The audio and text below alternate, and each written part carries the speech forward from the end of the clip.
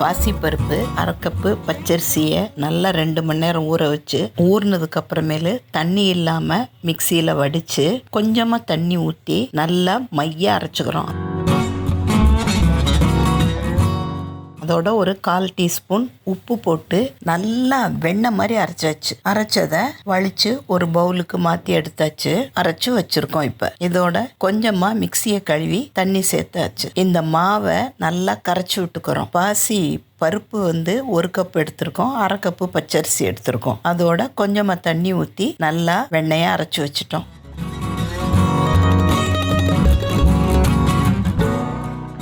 அடுப்பில் தேங்காய் எண்ணெய் நான் வைக்கிறேன். உங்களுக்கு எண்ணெய் வேணுமோ வச்சுக்கோங்க. எண்ணெய் காஞ்சிக்கிட்டு இருக்கட்டும். மிதமான சூடு வரணும். இப்போ இன்னொரு அடுப்பில் 1 கப்பு பாசி பருப்பு எடுத்தோம் இல்லையா, அதுக்கு 1 கப்பு வெல்லம் எடுத்திருக்கோம். 1/2 கப்பு தண்ணி, 1 கப்பு வெல்லத்துக்கு 1/2 கப்பு தண்ணி சேர்த்துட்டு 1/4 கப்பு தண்ணி சேர்த்தா போதும். சேர்த்துட்டு அதை வடிகட்ட போகிறோம், தூசி இல்லாமல் வடிகட்டுறதுக்கு. இப்போ இந்த மாவு மூடி வச்சிருந்ததோட ஒரு 1/4 டீஸ்பூன் பேக்கிங் சோடா சேர்த்துக்கிட்டோம், அதாவது முத்து முத்தா வர்றதுக்காக. இப்போ எண்ணெய் காஞ்சிருச்சான்னு பார்க்குறோம். ஒரு சொட்டு விட்ட உடனே மேலே வந்துருச்சு. அப்போ எண்ணெய் பக்குவமாக இருக்குன்னு அர்த்தம். ஜல்லி கரண்டி எடுத்துக்கிறோம். பூந்தி கரண்டியும் எடுத்துக்கிறலாம்.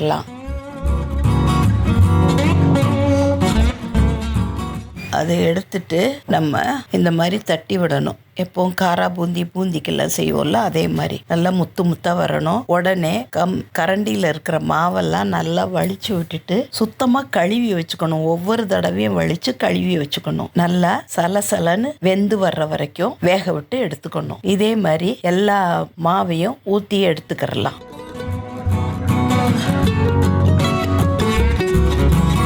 வெல்லம் கரைஞ்சிட்டு இருக்கு. அதை வடிகட்டி நம்ம எடுத்துக்கணும். தூசி எல்லாம் இல்லாம எடுத்துட்டு பதம் பார்க்கணும். தக்காளி பதம் வர்ற அளவுக்கு பாக கொதிக்க விடணும். இப்ப மறுபடியும் இருக்கிற மாவு எல்லாத்தையுமே கரண்டியில ஊற்றி பூந்தியா பொரிச்சுக்கிற போறோம். இது கேரளால பாலக்காடு சைடில் செய்யக்கூடிய மனோகரம். நம்ம காராச்சேவு மாதிரி தேங்குழல் மாதிரி நீளமா மனோகரம் செய்வோம் தமிழகத்துல. ஆனா அங்க இந்த மாதிரி பூந்தி மாதிரி தான் மனோகரம் செய்வாங்க.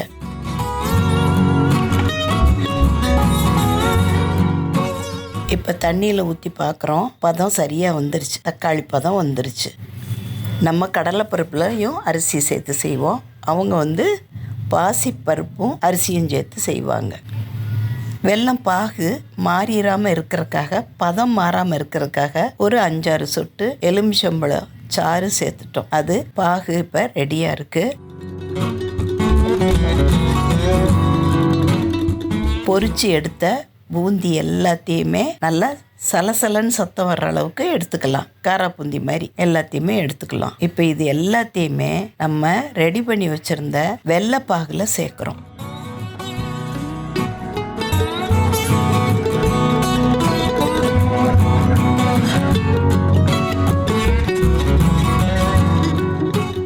வெள்ளைப்பாகுல சேர்த்ததுக்கப்புறம் இதோட வறுத்த முந்திரி பருப்பு, கிஸ்மிஸ், ஏலக்காய் இது எல்லாத்தையும் அதோட சேர்க்கணும். முந்திரி பருப்பை பச்சையாகவும் போட்டுக்கலாம், இல்லை நெய்யில் வறுத்தும் சேர்த்துக்கலாம். ஏலக்காய் பொடி ஒரு 1/4 டீஸ்பூன் சேர்த்துட்டோம். நான் இதில் பச்சையாக முந்திரி பருப்பு போட்டிருக்கேன். நெய்யில் வறுத்தும் போடலாம். கிஸ்மிஸும் முந்திரி பருப்பு, ஏலக்காய் சேர்த்தாச்சு. இதோட வெல்லத்தை நல்லா இது சேர்த்து விடணும். இது முதல்ல சேர்ந்தார் போல் இருக்கும், கெட்டியாக இருக்க மாதிரி. ஆற தனித்தனியாக உதிர்ந்துடும். இதோட ஒரு 1/4 கப்பு அளவுக்கு சுகர், வெள்ளை சர்க்கரை இருக்குல்ல, அதை தூவி விட்டா இதனுடைய ருசி ரொம்ப தூக்கலாக தெரியும். பாலக்காடு மனோகரம் ரெடி.